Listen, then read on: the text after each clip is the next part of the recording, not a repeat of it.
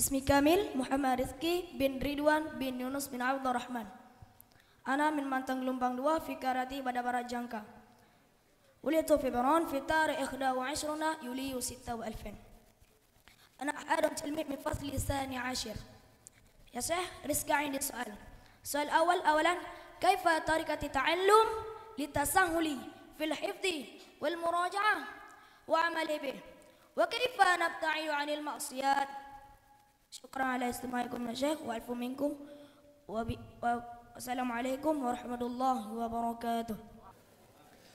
Pertanyaan yang pertama dari Saifuddin, namanya Amr Rizki, Muhammad Rizki.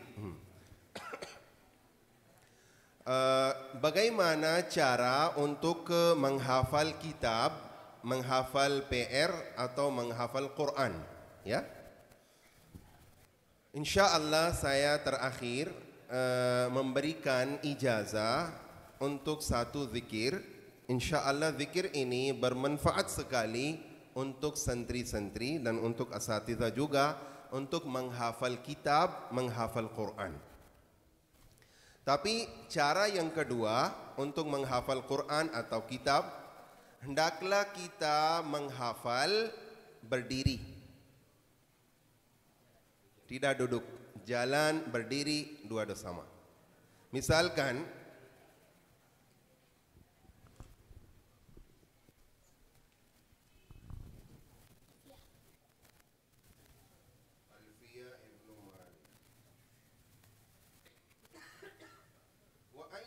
وأي فعل آخر منه ألف وأي فعل آخر منه ألف وأي فعل آخر منه ألف وأي فعل آخر منه ألف وأي فعل آخر منه ألف.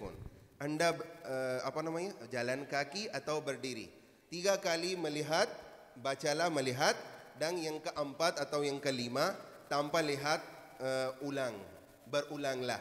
Insya Allah kalau Anda berulang 5 kali tambah 5 kali, Anda insya Allah sudah hafal. Itu lebih baik dari duduk. Bisa kalau Anda menghafal kitab atau Quran dengan duduk, bisa. Tapi paling baik posisi untuk menghafal Quran atau kitab paling baik berdiri. Dan jangan duduk sama seperti ini, bersandar. Bersandar Anda susah sekali Anda menghafal. Bersandar atas dinding atau sofa atau yang lain. Kalau Anda bersandar, susah sekali Anda menghafal. Walaupun Anda duduk 1 jam, mungkin Anda tidak bisa menghafal 3 baris atau 4 baris. Berdirilah. Dan sudah ingat doa yang lain.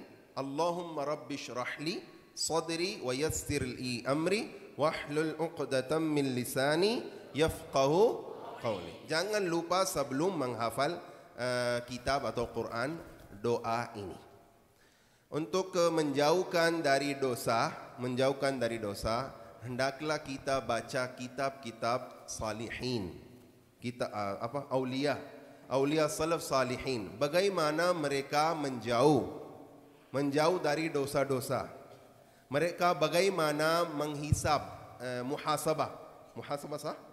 muhasabatul a'mal. Bagaimana mereka menjauh dari dosa, dari maksiat, dan bagaimana mereka muhasabatul a'mal, melakukan muhasabatul a'mal. Misalkan satu orang saleh setiap hari beliau punya rumah, di dalam rumah dia bikin kuburan.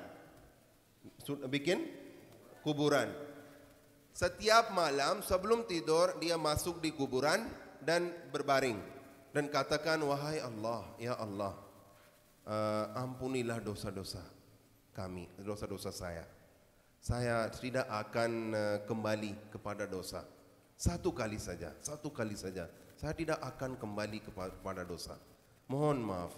Saya mohon kepadamu keluarkanlah satu kali saja. Begini dia muhasabatul a'mal.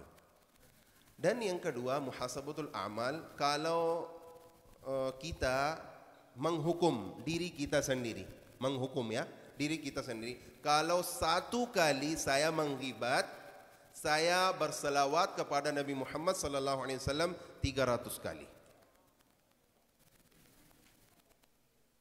Ini hukuman untuk diri sendiri. Kalau satu kali menghibat, kita berselawat 300, sekali lagi kita tidak bisa berani untuk ghibat karena 300 banyak. Dan syaitan katakan jangan ghibat. Jangan ghibat. Karena 300 itu berat sekali atas saya, atas syaitan. Itu. Ini juga cara untuk menjauh dari dosa-dosa. Ya, mulai. Ada riwayat, barang siapa mengamalkan atas ilmunya, Allah akan memberikan ilmu yang dia tidak dapatkan. Faham? Sah? Barang siapa mengamalkan atas ilmunya, Allah akan memberikan ilmu yang dia belum dapat masih sekarang. Sampai sekarang. Amal itu manfaat sekali untuk ilmu. Misalkan minum air dengan tangan kanan, tapi kita kiri. Kadang-kadang kita minum dengan kiri. Kiri itu dari syaitan, dari orang musyrik. Hendaklah kita membuatkan satu muhasib, orang yang muhasib, teman yang muhasib. Temanlah sama beliau, kalau saya bersalah tegur artinya muhasib, aslihni ya, aslihni, perbaikilah atau tegurlah. Dua-duanya kalau satu sama lain memperbaiki satu sama lain, ini juga cara untuk mengamal atas ilmunya. Kita misalkan saya, Ustadz berikan kepada ini dengan tangan kiri, misal.